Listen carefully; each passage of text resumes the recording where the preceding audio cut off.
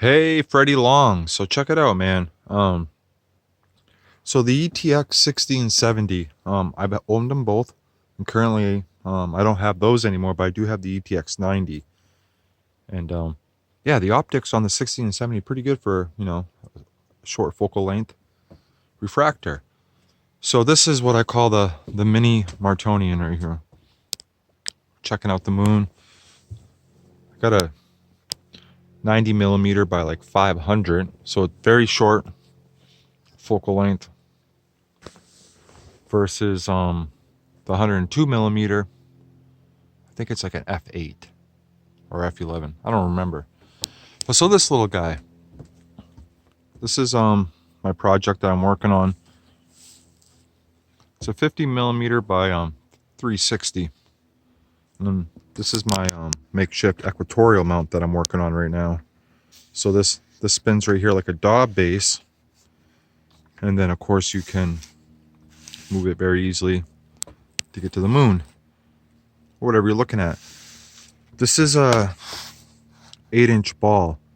So knowing the ETX 1670, the way how it focus is the end piece here slowly moves in and out when you turn your focuser right here. You got your little focus knob that you got to spin 1,000 times, and it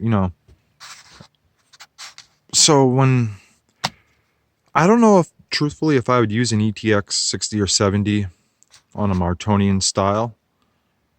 I think it would be great optics.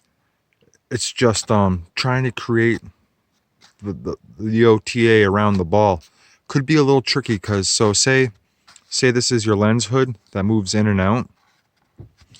If you can find a styrofoam ball that's hollow this size, I think it would fit fine in this ball. But then back here, instead of having like this type of focus, I mean, I don't know, you just run into a few design challenges. That's all, man. Other than that, I'm going to show you a couple pictures of some other mounts that I haven't built yet that I find very fascinating and easy to make. By far, this is way easier to make than the other mount that I'm going to show you. Very stable. The ball's weighted with sand inside, so it holds on whatever type of base you decide to use. This is actually just a Tasco mount tripod that's wooden. I used the big nut down there, a circle board that I bought at the hardware store for like 10 or 15 bucks. Inside there's a hinge. I don't know if you can see it. And then right here I can adjust my up and down. So if I want to get it at the 45 degrees that I'm at, just a little eyepiece holder, lens cap holder. But it's a little tricky, I think, with the ETX series to try to ball. Is what I call balling an ETX. Because I had some issues with this short little guy, because if you look, it barely fits in there. This is the smallest hollow ball that I can purchase, this 10-inch one. It's either 8 or 10. I'm not really sure. But heck, man.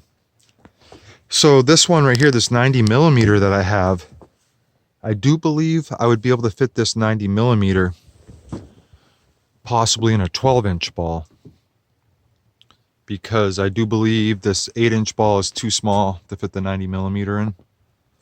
And really nice wide field of views, and that's what I like about the ETX 1670. Short focal length, nice wide field views, crisp images with the optics, and just being able to zoom in and out like this when it's in a ball, I think is fairly easy. Doing it with the ETX, I just not really sure yet.